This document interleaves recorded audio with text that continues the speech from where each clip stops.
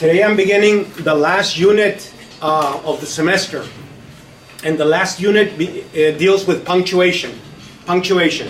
So this is the first part of the unit on punctuation, and it's a video on comma rules.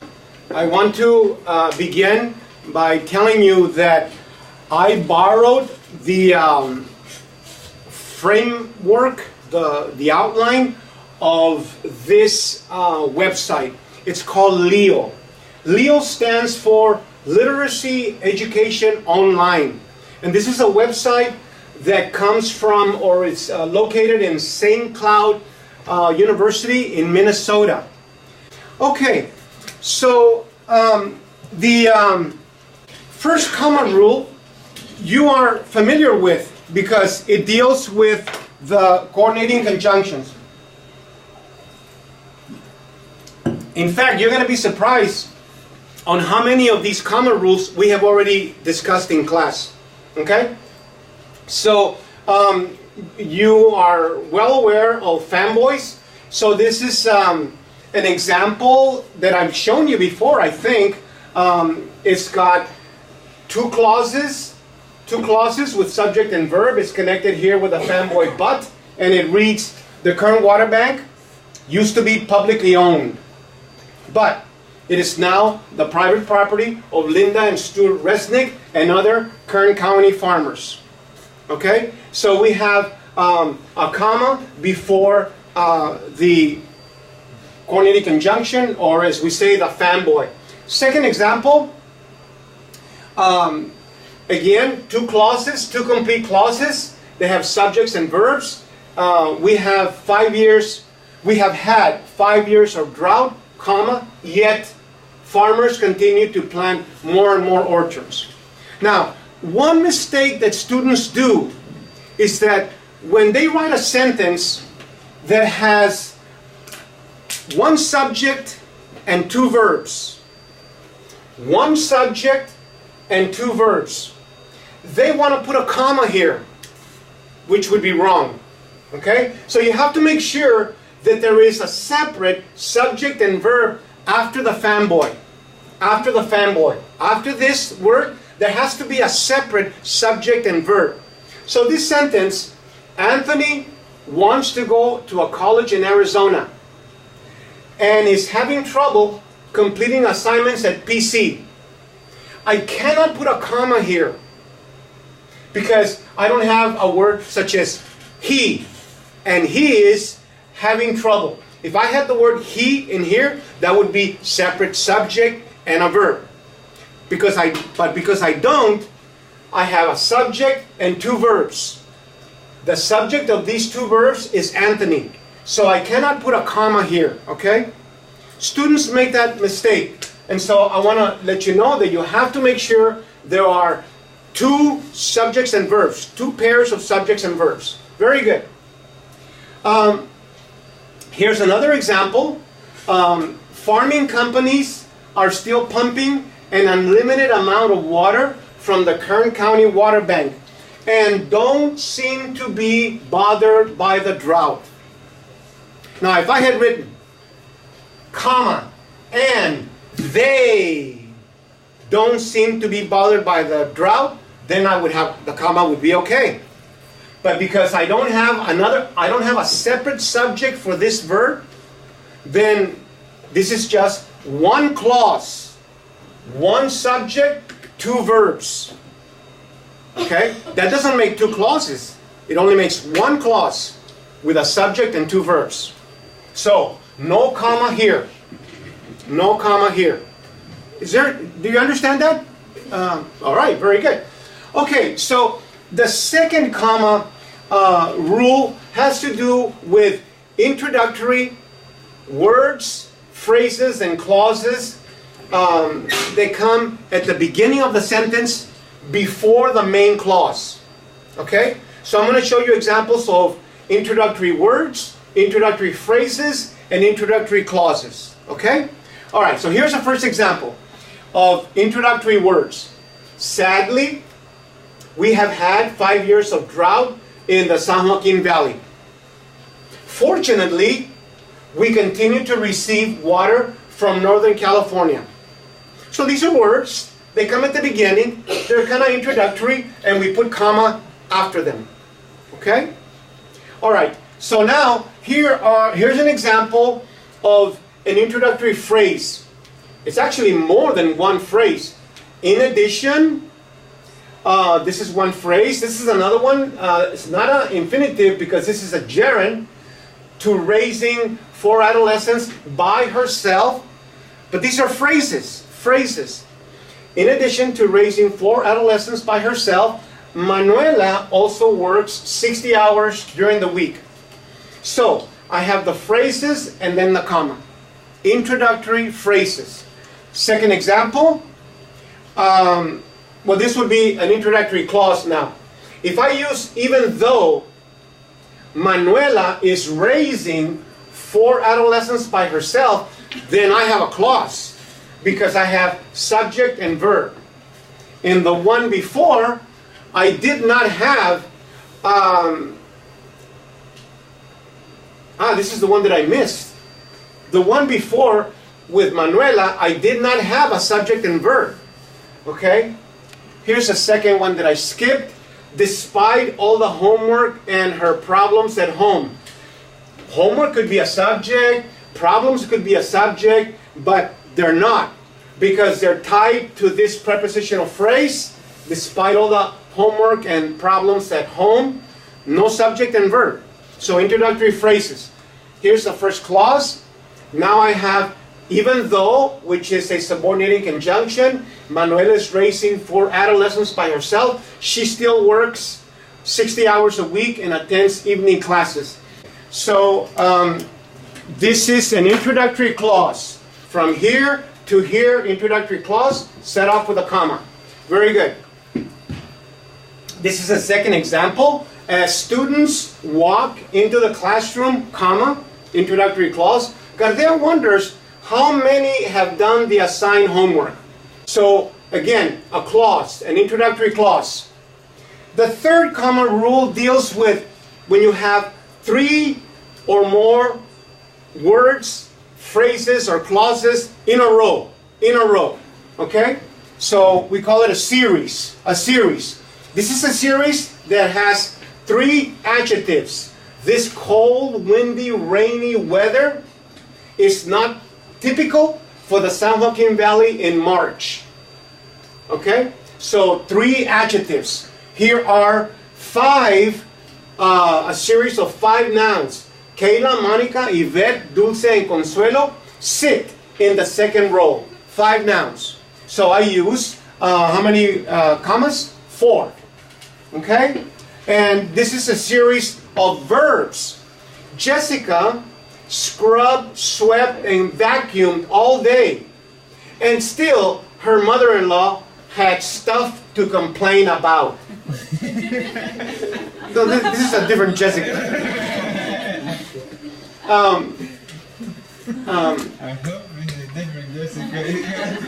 You know, I am reading a book about Native American Indians, and among the Oglala Indians, there was a custom that a husband never would address any word to the mother-in-law. Never.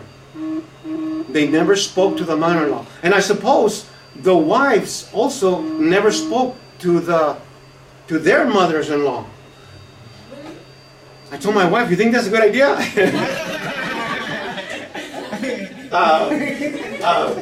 But anyway,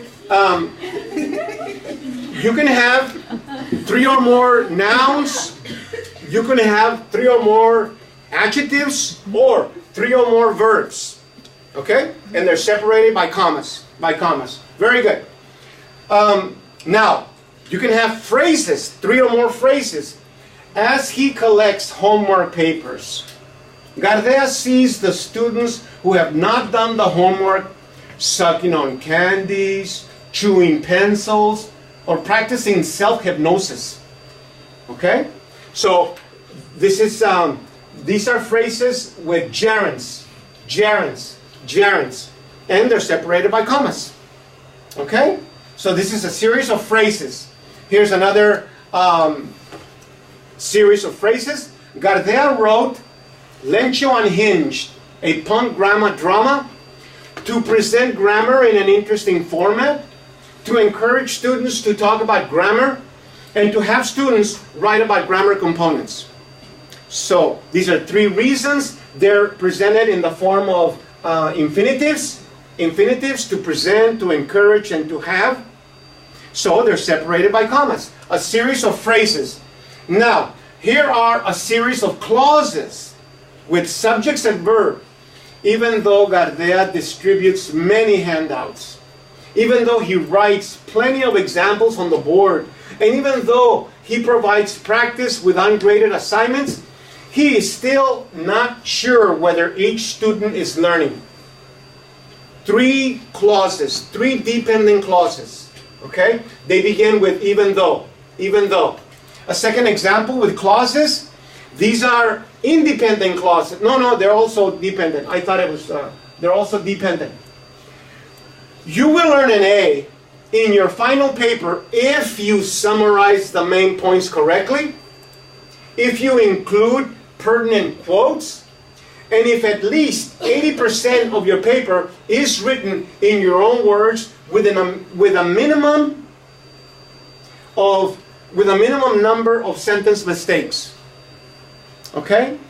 Three if clauses, three dependent clauses separated by commas. Separated by commas, okay? All right. So the 4 comma rule involves the non-essential elements. And we have talked about non-essential elements when we talked about dependent clauses. We were looking at sentences that had dependent clauses with commas, and those were the sections of the sentence that we can take out because they're not really essential to the core of the sentence. So here is the first example. By pumping an unlimited amount of water from underground, this is a introductory, is this an introductory clause or an introductory phrase? What do you think? Introductory phrase. Very good, Alma. 2 points. There's a gerund, but there's no verb. There's no verb. So the main clause begins here. Farmers are thus lowering significantly the underground water level. Okay? So here is a non-essential word. A non-essential word. Was the first example, did the first example, no, that's the rule. So this is my first example. This is a non-essential word, which is a conjunctive adverb, correct? So, even though I stress the importance of conjunctive adverbs, in a sense, the clause can be farmers are lowering significantly the underground level. Thus connects the two ideas. So this is a non-essential word separated by commas. By commas. An example of when the conjunctive adverb is in the middle of the clause. In the middle of the clause. This is another one. It's the same sentence. The conjunctive adverb is here. By pumping an unlimited amount of water from underground, however, farmers are lowering significantly the underground water level. Okay? It's in the middle of the sentence. It's got commas at the beginning and commas at the end. Very good. So now, this is an example of an essential phrase. Linda and Stuart Resnick, comma, the owners of the wonderful company, also own several other companies. This is an appositive. The owners represents these two people. So this is an appositive, is a noun that renames another noun. In this case, two nouns, and they're replaced by owners. Okay? And there's no verb, so it's not a clause. It's a non-essential phrase. I could take it out and say, Linda and Stuart Resnick also own several other companies. We could take that out.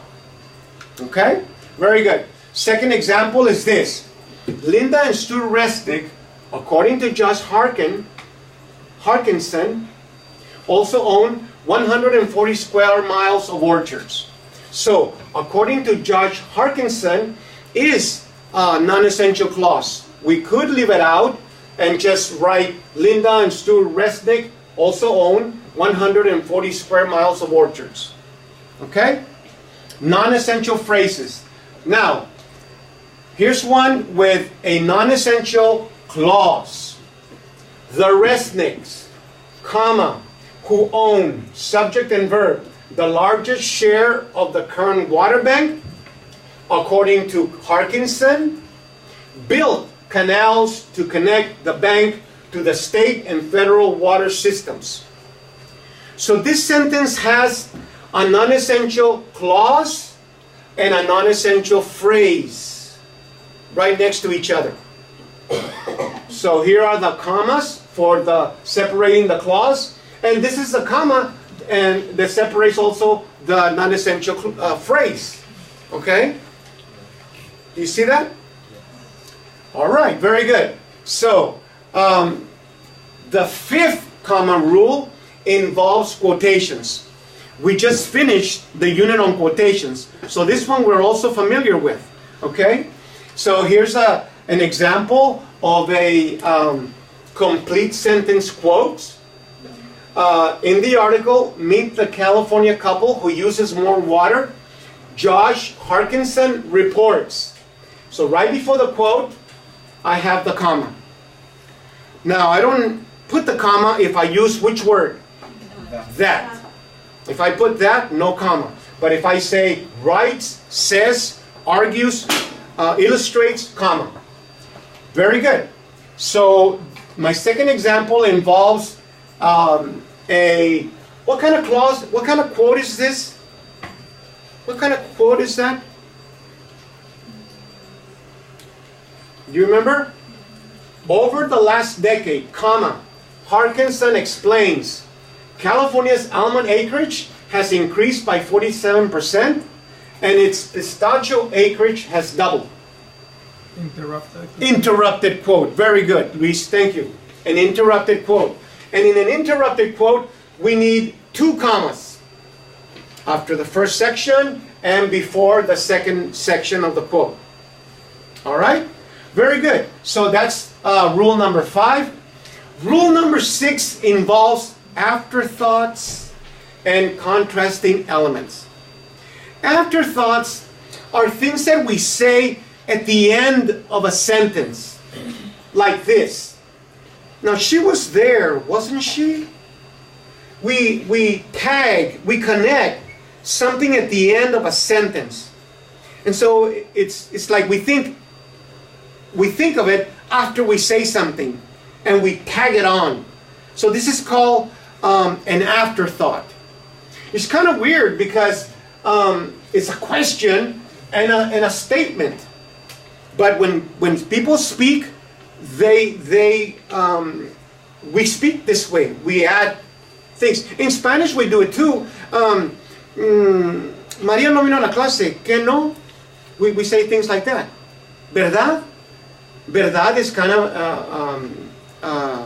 an afterthought. An afterthought. Here's a second example. I think our presentation was a success. Don't you? Okay? All right, now I have a third example that doesn't have a question. An afterthought does not have to have a question. Few California residents know that the Kern Water Bank is privately owned. This is the subject, the verb, and then a dependent clause. And then it says, certainly not enough to overturn the 1995 agreement that awarded the bank to the Kern County farmers. To Kern County farmers. So, the sentence could just end right here. Very few California residents know that the Kern Water Bank is privately owned, period. But I added this, just added information is kind of non-essential. certainly not enough to overturn the 1995 agreement that awarded the bank to Kern County farmers. This is an afterthought. Okay? And it's not a question. All right. Now, contrasting elements, these have the word not in them. If we say Scott Kelly is an astronomer, not an astrologer, this is a contrasting element. This person is not this, he is this. And we indicate that with the word not. To register for next semester, you first need to go to the counseling office, not the registrar's office. You know, because the counseling office is going to look at your classes and then select the classes that you need for next semester. Okay? So, the contrasting elements begin with the word not, and they have a comma before them. Okay? All right, so you can say, next semester, I need to take math, comma, not English. Like that. Okay? Contrasting elements. Rule number 7. This is, I'm sure you're also aware, it deals with geographical names, the names of towns, cities, parks, monuments, addresses, items in a date, and professional titles. Okay, so it covers quite a bit. I'll give you examples of each one. Porterville College is located at 100 East College Avenue, comma, Porterville, comma, California. This is an address, right? Okay. And it's also the geographical city of Porterville, separated from the state. Okay. The next example. Abraham Lincoln was born on February 12, 1809, in a log cabin near Hutchville, Kentucky. We separate the year from what follows. Most people would not. Most people would leave this comma out, and it's very common, so it's okay. All right, but this is items in a date. The day separated from the year. Okay? The month and the day go together. All right, very good. Here's a sentence with a professional title. I think you've seen this sentence before. According to Harkinson, Adam Keats, senior attorney at the Center for Food Safety, this is Adam's title, and it's closed in with commas, has criticized the privatization of the Kern Water Bank by Kern County farmers as an unconstitutional ripoff. So, these are his credentials. They're set off by commas. This is a, what do you think this is? What's the first? Introductory phrase. Very good. 1-1. Introductory phrase, and then the credentials, the title, the professional title, and this is the subject, and the verb is has characterized. Has characterized. Okay, very good. We're on to comma number 8. These involve separating the words of direct address from the rest of the sentence. Direct address is when you talk directly to someone. When a person talks to another person mentioning their name. So, if a person asks, "Are your neighbors still yelling and fighting at night, Grandma?" I'm talking to Grandma, so I put a comma before Grandma. Okay? I can put Grandma at the beginning. Grandma, comma, are your neighbors still yelling and fighting at night? Okay? Direct address. I'm directing myself directly to the person. Here are other examples. If we say, "Thank you, Maria," "Thank you, Jose," "Thank you, John," we put a comma before that. "Can you hand me that book, Anna?" Comma before Anna. Douglas is right, class. I have a mistake in that sentence. Okay? Now here I put a colon before explaining why Douglas is right. But here I'm talking to the class, and so I put a comma before class. Okay? Very good. Direct address. Rule number 9. When we have the word yes or no at the beginning of a sentence, like answering or saying something like that, we also use commas.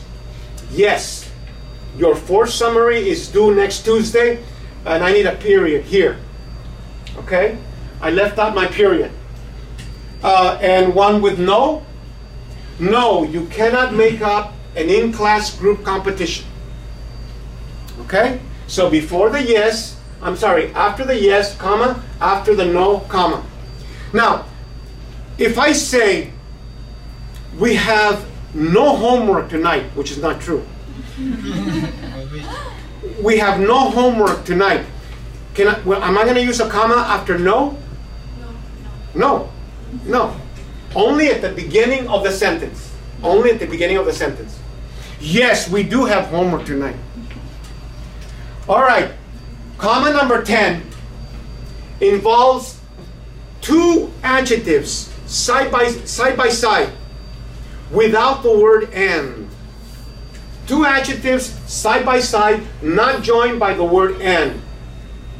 And these are adjectives of equal importance. So here's an example. Let's hope we don't have a long, rainless winter. So I left out the word and. And this comma replaces and. The comma replaces and. And so instead of saying, let's hope we don't have a long and rainless winter, we can just use a comma. Okay? Now, you may not have written sentences with two adjectives separated by a comma, but here they are. Here's a second example. Greedy, unprincipled corporations. Instead of saying greedy and unprincipled corporations, act in their own interest rather than the public interest. So again, the comma replaces the word and. Okay? And it's another way of saying it, you know. It's a different way of putting this this way instead of this way. All right, very good. We have two more comma rules. Sometimes writers put the adjectives after the noun. After the noun, which is not the usual way for English. And so they have sentences like this. Delta water pumps, huge and powerful, can send more than 1 trillion gallons of water a day to Southern California. Okay? So instead of saying Delta water pumps, which are huge and powerful, this is shorter. Take out which and are. Delta water pumps, huge and powerful. The two adjectives come after pumps. They describe pumps, right? Yeah. So this is not common, but it's another way of using adjectives. Another way of using adjectives. After the noun they modify, set off by commas.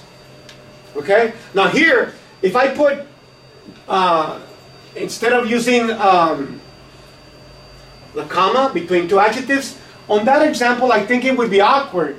Because if I put another comma here and take out and, I'm going to have comma here, and that's going to be a little confusing.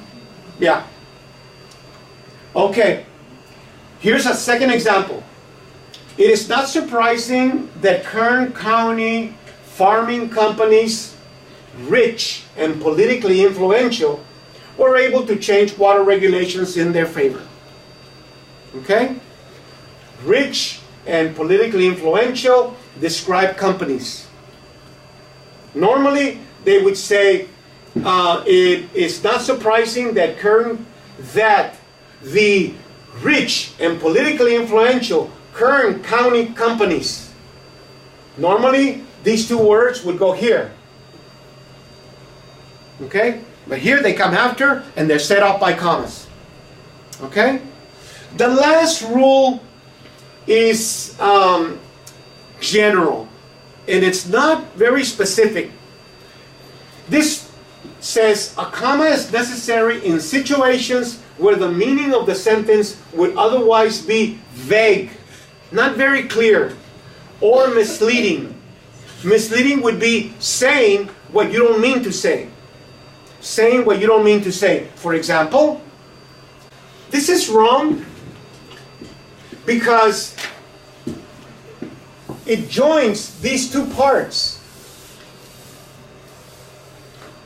You know that kids play a game where one child gets in front and bends down, and another child jumps that person?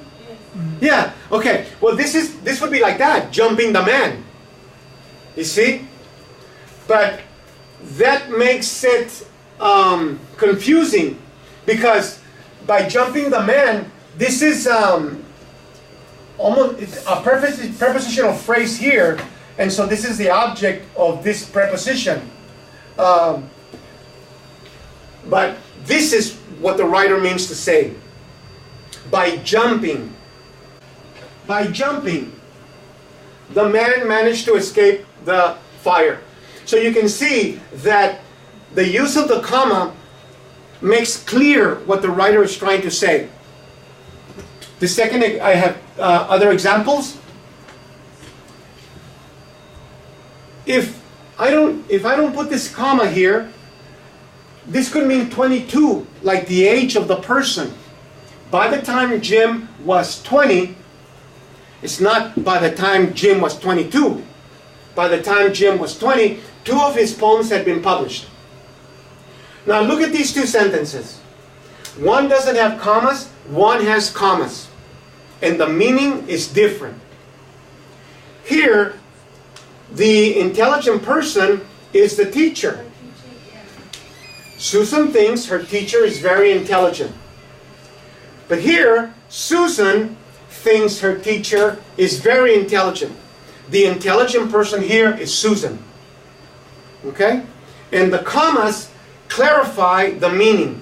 If you don't use them, you have this meaning with the teacher being intelligent. If you use them, you have the student being the person being described as intelligent. Okay?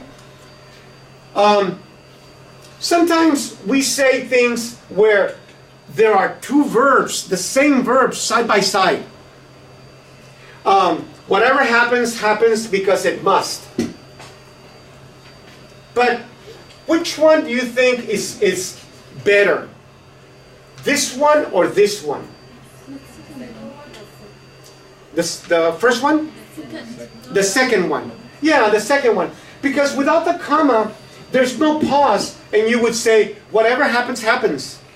Whatever happens, happens.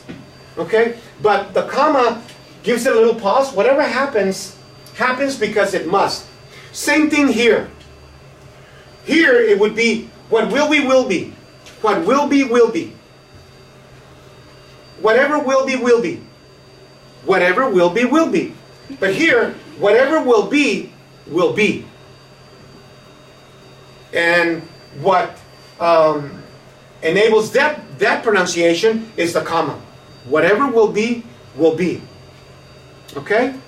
So, commas help to clarify confusion, and so this is why they're helpful.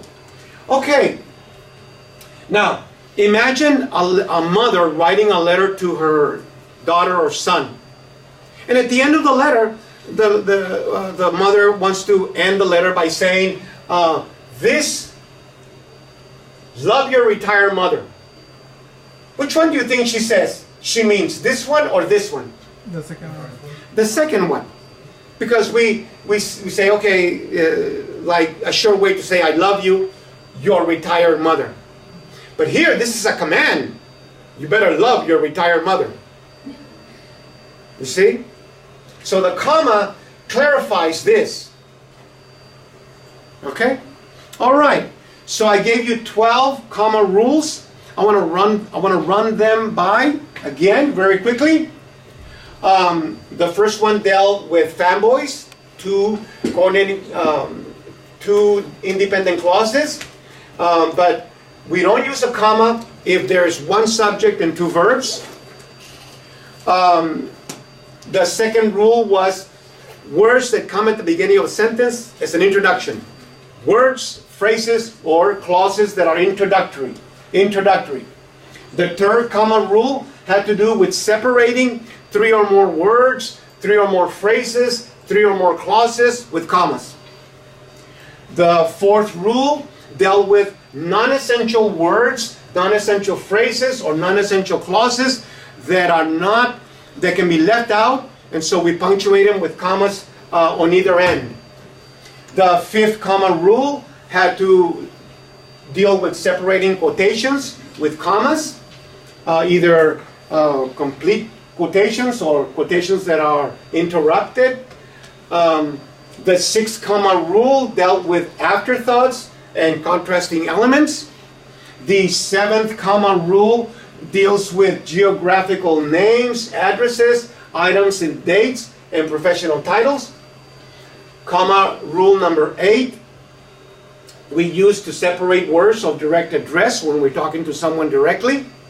Comma rule 9, when we have the word yes or no at the beginning of a sentence, we put a comma. And comma 10 is when we have two adjectives without the word and. And 11 is when we have two adjectives after the noun they describe. Which is kind of rare. But again, writers use it. And the last one is to clarify vague or misleading meanings, okay? I gave you the handout on commas. These are at the end on the last page. Do you have any questions? Okay, very good. Thank you. So, I have a comma assignment. And I'll give you that now.